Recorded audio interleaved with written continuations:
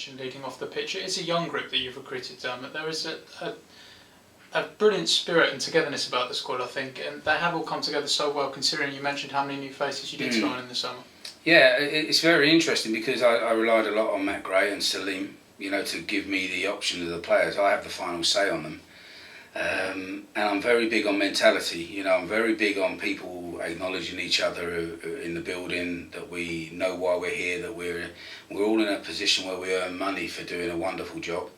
So don't turn up for work being miserable. And to be fair, as long as you deal with the players with the transparency as to why you're leaving them out or whatever, then I feel they can never really come back at you and not perform in training. So it's very important, the mentality of the group of boys that you get, and also that how you deal with them as with the members of staff. Matt does a lot of organising with all the staff under us.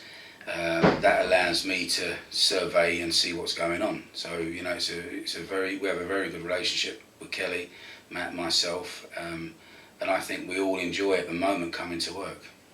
That spirit around the building is, I think it's even more important when sometimes things aren't going so well. Today we announced the news that Jordan Roberts has a bit more. Can you give us a bit more? Yeah, I think that's it's come up that the toe's got a slight fracture in it, so it's really disappointing for us. And I've just spoken to Jordan this morning, and I've had to sort of pinpoint Orient and Plymouth and tell him how important a part of the team I see him, and I sincerely mean that. But it's very frustrating. With an injury like this, that you can bring him back, but only when you actually put him in the game situation do you find out, and I had a similar injury as a player myself, cracked metatarsal, come back, snapped again, so I had a long period out. So I sympathise with Jordan, but I tried to paint a picture for him of how highly I rate him, and he's just got to take that frustration and channel it. On a more positive note, speak about Dean Cox, the new signing. How happy were you to get a player of his calibre on board with the club? I know he can't play until January, but big signing nonetheless.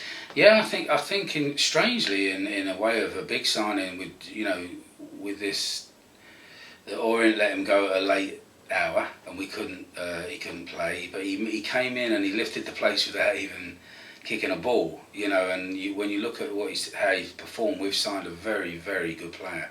Someone who's going to give me a headache if we're on a winning run, but he will come in, I think, and have that feistiness, and I think he'll have that winning quality in the big games.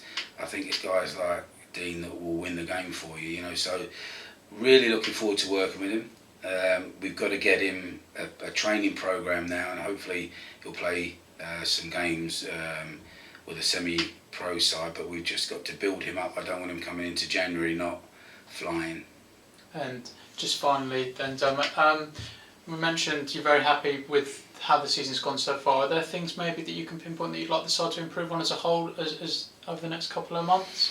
Yeah, I guess I'm a little bit with throw-ins and set plays. We've got to make the most of the corners. We're okay defending them. I think that little things when we should keep the ball and dictate the play. But get a winning philosophy, a winning run where we don't, we go on an unbeaten run again and don't lose to the teams I think we should at least get a point off. Instill that belief in us, in the winning mentality that I've had throughout my career where I've worked. Put this into Crawley, make everybody believe that we are going to challenge for the playoffs, because that's where I think we're going to get to. I've got to put that belief into reality, and that's my goal.